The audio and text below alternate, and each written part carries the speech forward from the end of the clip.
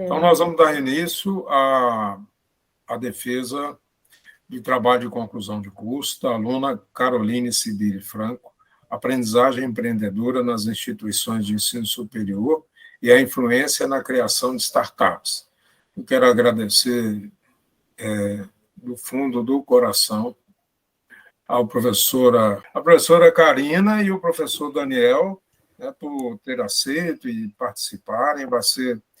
As contribuições, com certeza, serão muito importantes para o trabalho da Carolina. Carolina, então você tem aí os 20 minutos, tem 20 minutos para você apresentar o seu trabalho. Em seguida, nós vamos ter a arguição pela professora Carolina e pelo professor Daniel. Eu vou só pedir a você para me lembrar para interromper a gravação dessa primeira parte e depois eu gravar cada um dos professores independentemente, para não ficar uma gravação muito grande. A palavra é sua. Beleza. Fique à vontade aí. Sinta-se como se você estivesse na sua defesa. Beleza. Boa tarde, pessoal.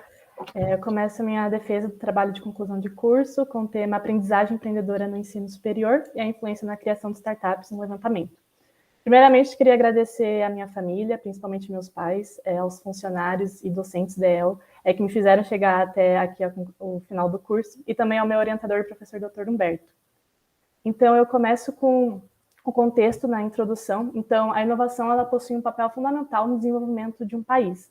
Então, com a globalização, com a rápida troca de mensagens, torna-se essencial a introdução de novos serviços e produtos que atendam à demanda dos consumidores.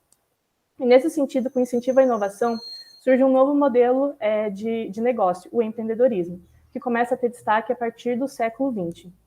E dentro do universo do empreendedorismo, a gente também observa o surgimento de outro modelo de negócio, dessa vez pautada principalmente na inovação tecnológica e escalável com rápido crescimento, as startups. No Brasil, a gente percebe que as startups ganham maior relevância em 2010, a partir de 2010, e assim as instituições de ensino superior elas assumem o papel de empregar e colocar as técnicas e pesquisas no setor empreendedor, e assim também influenciando na maior criação de startups. Então, como objetivo geral, vista essa crescente importância das startups e do empreendedorismo, o trabalho visa avaliar a influência de uma disciplina com foco no empreendedorismo para a criação de startups e também na carreira profissional desses alunos. Falando um pouco sobre a metodologia utilizada, foi o survey online disponibilizado via e-mail, em que foram utilizadas questões de múltipla escolha e escala Likert. Da sala total de 220 alunos dessa disciplina, obteve-se 104 respostas no questionário. O objeto de estudo foram alunos que exclusivamente cursaram no segundo semestre de 2021 a disciplina Como Criar uma Startup. E a análise de dados foi utilizada a estatística descritiva, onde são colocados tabelas e gráficos que serão mostrados mais adiante. Então, eu começo a falar da fundamentação teórica na parte de inovação. Então, a inovação ela deriva da palavra innovation, que traz a ideia de um método ou um produto que não foi estabelecido anteriormente. Na segunda metade do século XX, a gente começa a ver que o processo da inovação é tema de vários estudos de pesquisadores e economistas. Exemplo disso, bastante importante, é o autor Schumpeter, que coloca a inovação em dois aspectos. A inovação radical, que é capaz de promover grandes mudanças no cenário econômico, e a inovação incremental, que acaba causando melhorias na inovação radical. O mesmo autor também afirma que a inovação é um motor para o desenvolvimento econômico. Então, ele coloca as fases do ciclo econômico com relação à concorrência das empresas em duas fases. A primeira fase, que é a da prosperidade, onde são inseridas grandes mudanças no cenário econômico das empresas, e a segunda fase, que é a depressão, que são aquelas empresas que não conseguiram se adaptar às mudanças estabelecidas no mercado.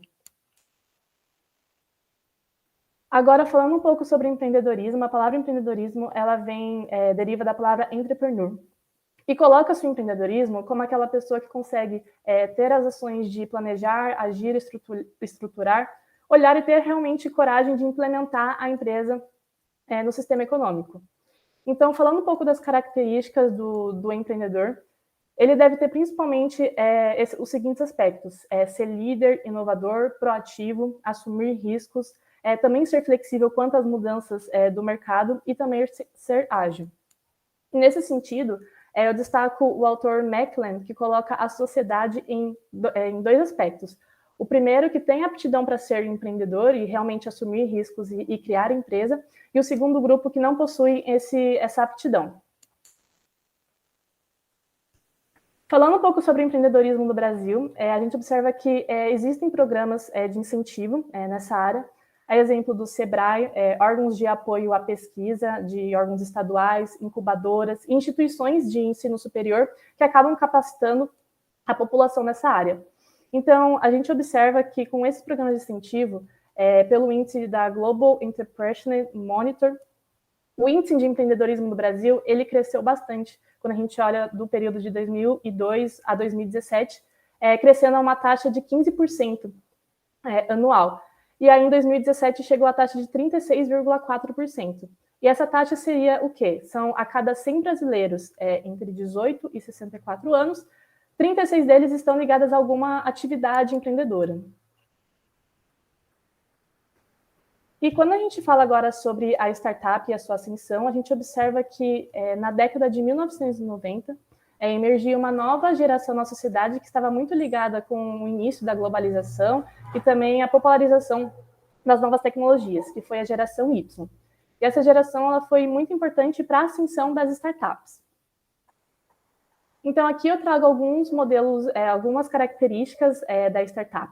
Então, aqui começando com um núcleo do negócio que é tecnologia, ele tem um alto potencial de crescimento e explora um terreno de incertezas. Então, o modelo de negócio ele é colocado para a sociedade e, a partir da resposta dos consumidores, do público-alvo, a startup consegue ter melhorias e realmente se efetivar no cenário econômico.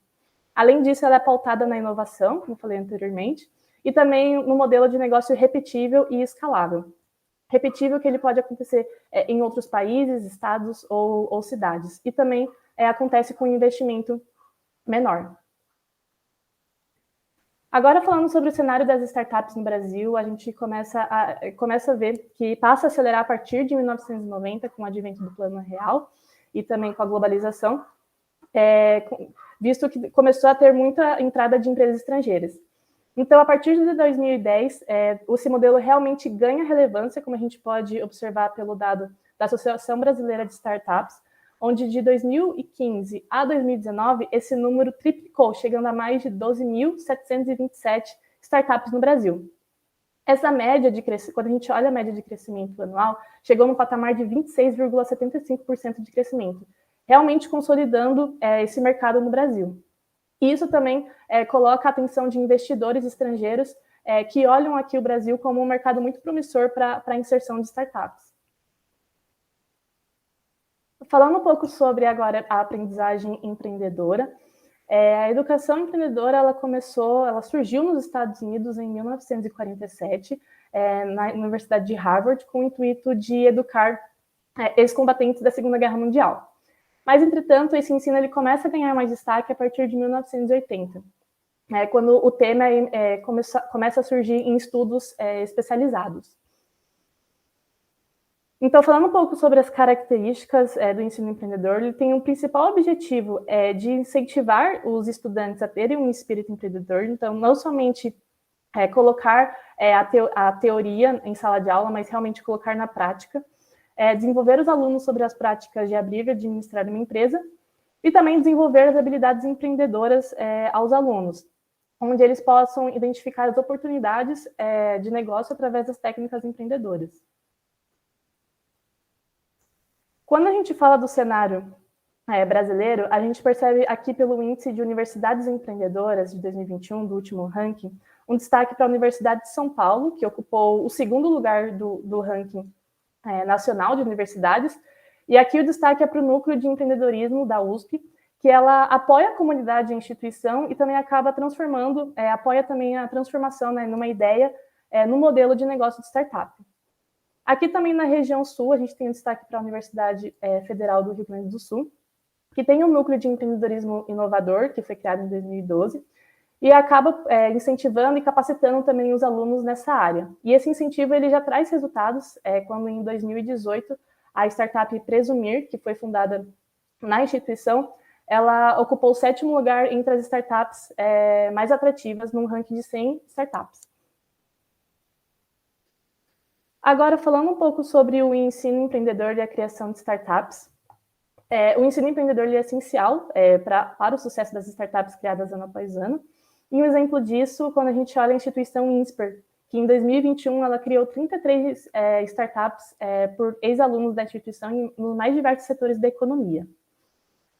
Em uma entrevista, o professor da instituição, Davi Calazzi, ele ressaltou que a instituição não tem somente o objetivo de ensinar a administração e a parte teórica de gestão de empresa, mas também despertar esse ensino empreendedor nos alunos. Então, ensinar o planejamento estratégico e também as questões legais. Outro ponto que ele coloca também é que as matérias, as disciplinas com foco no empreendedorismo, elas tenham a criação de projetos que estejam em conformidade com as necessidades do mercado atual. Então, quando a gente olha a interação entre as universidades e o empreendedorismo, ela se torna muito importante para o crescimento das startups através do compartilhamento de técnicas empreendedoras. Então, essa interação acaba criando um ecossistema empreendedor que acaba sendo composto pelas relações harmônicas entre eles e cria um ambiente onde decisões são tomadas em conjunto para que seja realmente afetado de forma positiva para o negócio. Outra interação que eu posso falar sobre a instituição de ensino superior e empreendedorismo acontece com as incubadoras, que muitas vezes são criadas dentro da própria instituição. Então, as incubadoras, elas oferecem tanto acompanhamento às empresas, às startups, e contribuem para o planejamento dela também. Então, isso acaba sendo muito benéfico tanto para os alunos quanto para a startup. Então, a startup acaba ganhando essa orientação das incubadoras para crescer, e os alunos também que participam da incubadora acabam ganhando uma experiência na área empreendedora. Então, agora eu vou para a próxima parte, que é sobre os resultados de discussão do questionário que foi aplicado aos alunos. Então, numa turma de 220 alunos que cursaram no segundo semestre de 2021 a disciplina, tivemos 104 respostas no total.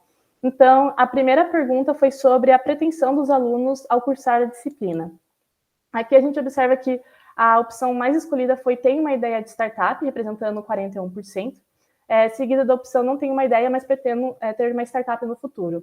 Ou seja, pelo menos 64% estão motivados em criar uma startup, mesmo tendo uma ideia na disciplina, presente disciplina, ou não.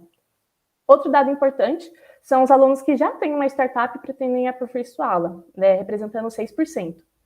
Exemplo disso é um aluno que cursou a disciplina nesse semestre e até deu uma entrevista falando o quanto que essa disciplina o ajudou no início da carreira empreendedora, e até deu a dica aos alunos que estão cursando na Universidade de São Paulo que eles façam essa disciplina oferecida pela Pró-Reitoria para realmente seguir na área empreendedora. Aqui também é possível ver que 20% tem a curiosidade pessoal de cursar a disciplina, ou seja, eles ainda se interessam pela área do empreendedorismo. Então, embora eles ainda não tenham a pretensão de criar uma startup ou aperfeiçoá-la, no futuro, após o final da disciplina, eles ainda podem querer seguir no ramo do empreendedorismo e da startup. E aí, agora, indo para a pergunta 2, falando sobre o empreendedorismo como uma opção profissional, os alunos responderam em sua maioria a resposta sim, então eles colocam o empreendedorismo como uma opção profissional, seguido de não tenho certeza, com 9%, e aqui somente 1% colocaram como não.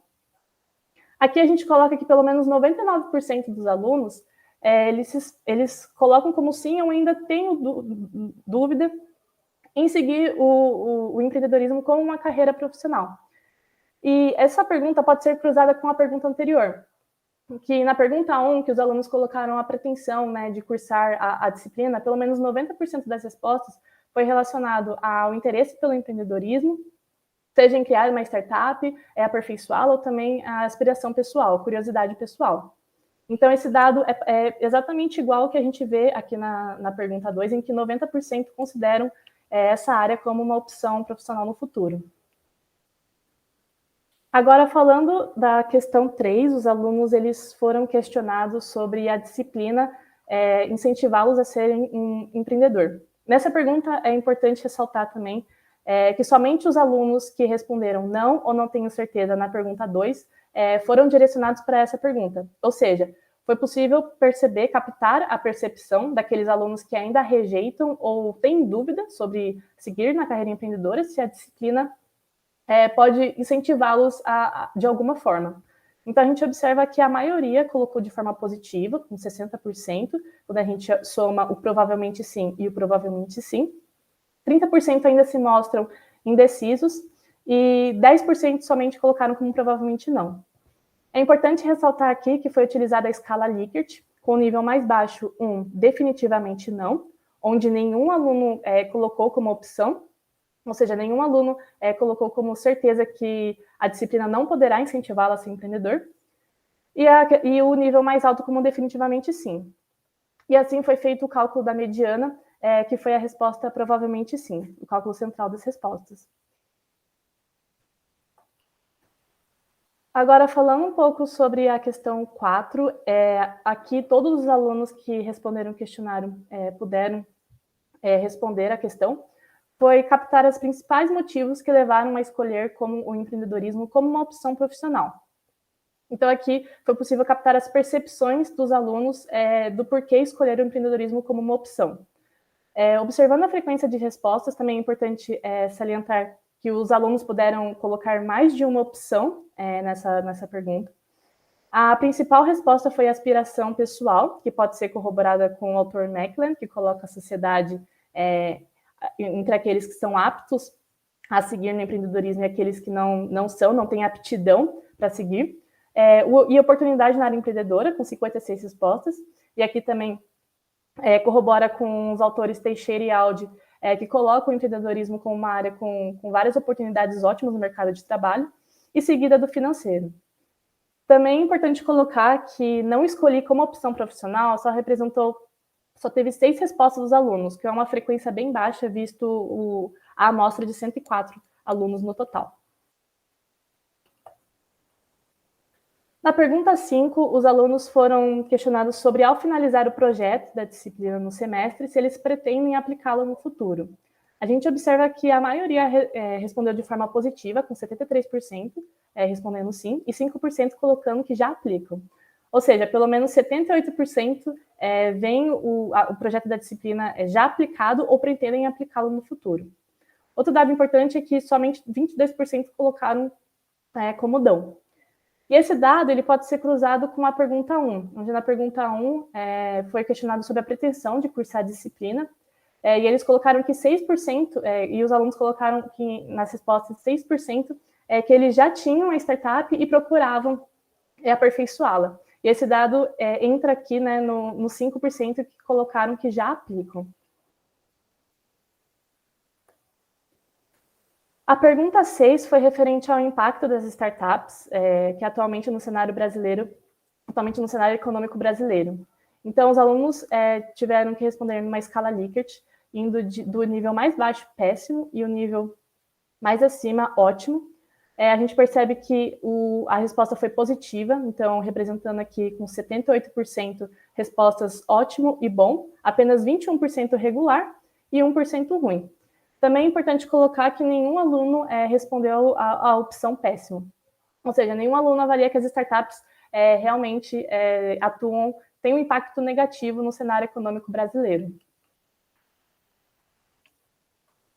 E na última pergunta aos alunos, foi questionado a eles sobre se o incentivo às startups pode contribuir para o desenvolvimento econômico do Brasil.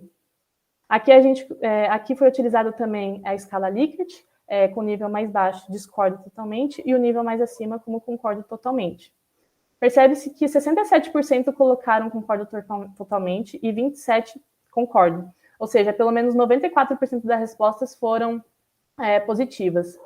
Aqui é importante colocar também que nenhum aluno colocou discordo totalmente, representando 0%. Então, nessa pergunta é possível cruzar com a percepção do autor Schumpeter, que coloca a inovação como motor do desenvolvimento econômico.